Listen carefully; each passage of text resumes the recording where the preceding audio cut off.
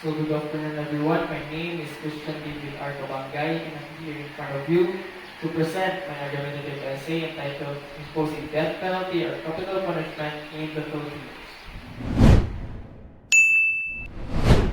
So death penalty or capital punishment is the act of giving death punishments given by the court of law for severe crimes.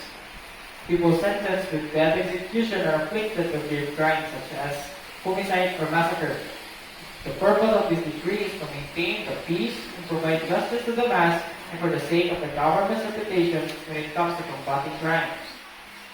That is why the government shall impose an official decree or law which says that anyone who commits terrible or heavy crimes like corruption, human trafficking, shall be penalized with death penalty.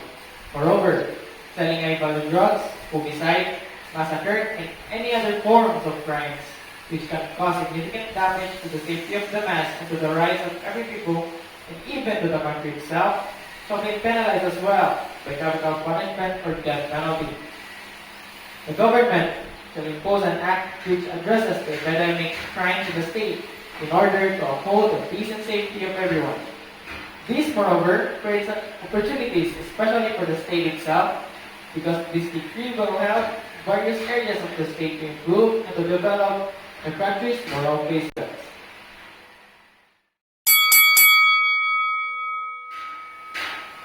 Crime is indeed considered as an impediment on a certain country. It is highly believed that every action afflicted to crimes shall be addressed and should have corresponding punishments. However, this law violates the life of the people because taking the life of anyone is inhuman. Criminals convicted by death execution or not has a chance to change themselves. That is why build rehabilitation programs instead or counseling for those people who are afflicted towards heavy crime. Moreover, the 1987 Constitution of the Republic of the Philippines, Article 13, specifies the right of everyone. Everyone has a chance to live and to change because it is the rights after all.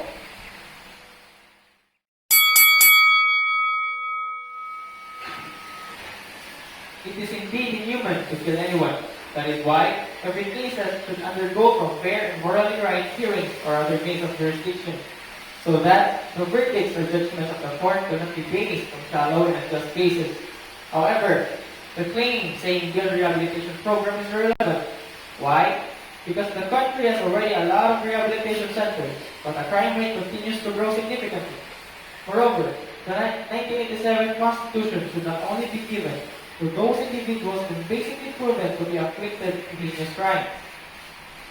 Does other people do not matter? Are those who died innocently do not matter? But the like the proven criminals do? Everyone has a chance to live and to change because it is our right. It is indeed true. But is it rightful as well to compromise the life and the blood of the innocent people? That is absurd and illogical.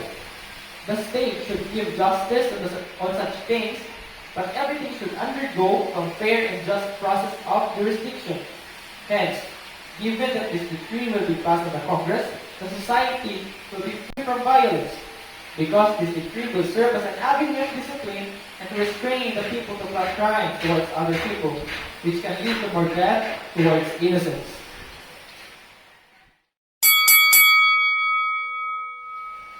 In passing a decree such as death penalty law, it cannot give us assurance that the crime rate in the Philippines will have a significant change on the preceding years.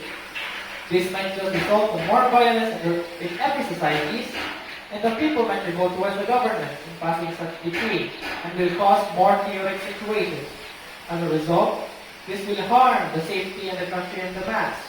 That is why this law should not be imposed to the state. To make things clear, in year 2014, Philippines has the highest crime rate in Southeast Asia. And according to Rappler, the PNP National Police during their preventing crime meeting in the month of January to May 2014, they reported that the crime all over the country raised up to 289,198 in just year 2014, much higher than January to May 2013, where the crime rate only lies about 245,347.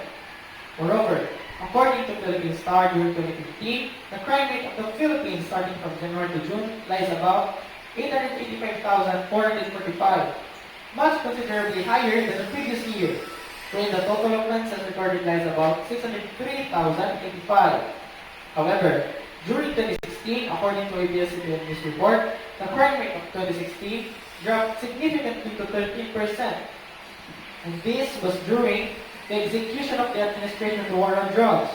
And in 2017, it significantly again went down to 5.6%, according to Philippine News Agency and so on.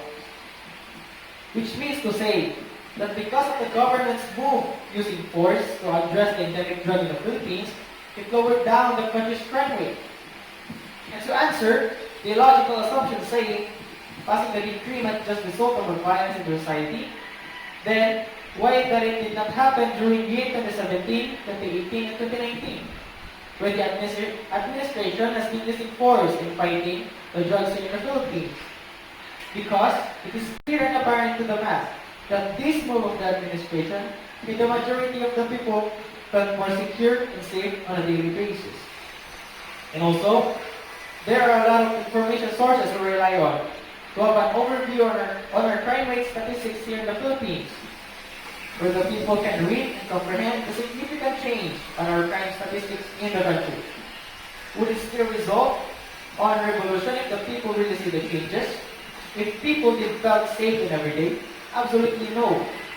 The people that would possibly revolt to the government might just be the people that would oppose to this particular decree, but not the people who see the change from 2016 up to now. Moreover, if this will continue to lower down the crime in the country, this will help upgrading the country's economy. Investors from different countries inclined to initiate business in the Philippines, knowing that the country is safe. Furthermore, it can also help the established businesses here in the Philippines, wherein they can operate 24/7, and this will double or triple their profits. Hence, this will be a great help to the Philippine economy as well as to our business proprietors.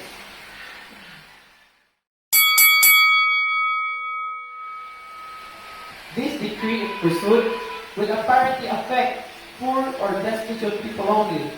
First, they need money for lawyers or attorneys to stand with them if they will be involved in some serious crimes, especially when this crime is considered a severe crime and can result in death penalty. The poor people can be an easy subject for bloody crimes or foul plays.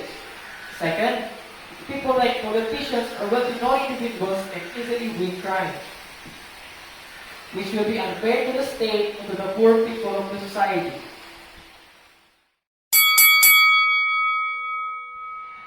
If a person will be involved in a serious type of crime and is unable to provide for its lawyer, the government will be responsible for providing the lawyers to stand and help them to resolve cases or hearings, to not announce an unjust verdict due to shallow basis or preferences, and to avoid the erroneous perception of the people living in the state.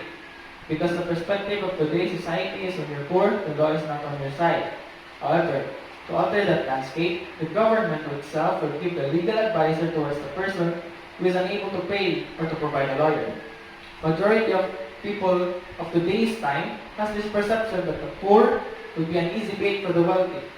But this is just a wrong stigma towards the government and towards the law. It is just that majority of the people convicted by crimes are really poor, who wanted to have an easy escape living in poverty. The government shall also see and consider the factors why this person committed such crimes.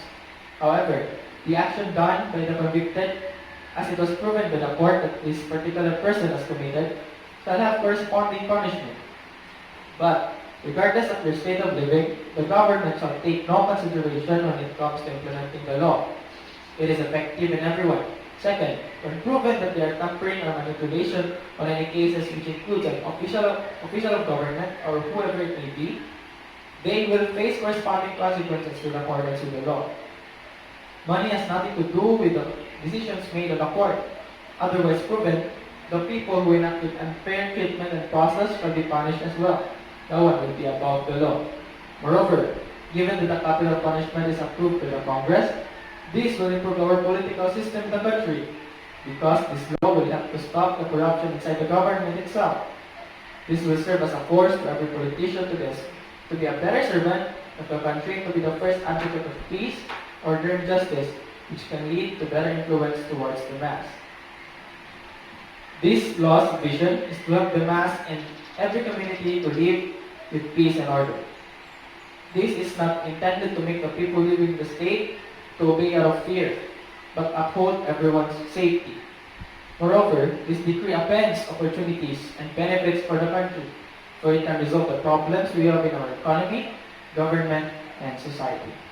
So this is my overview with regards to my discussion on my argumentative essay entitled Imposing Death Penalty in Control. Thank you.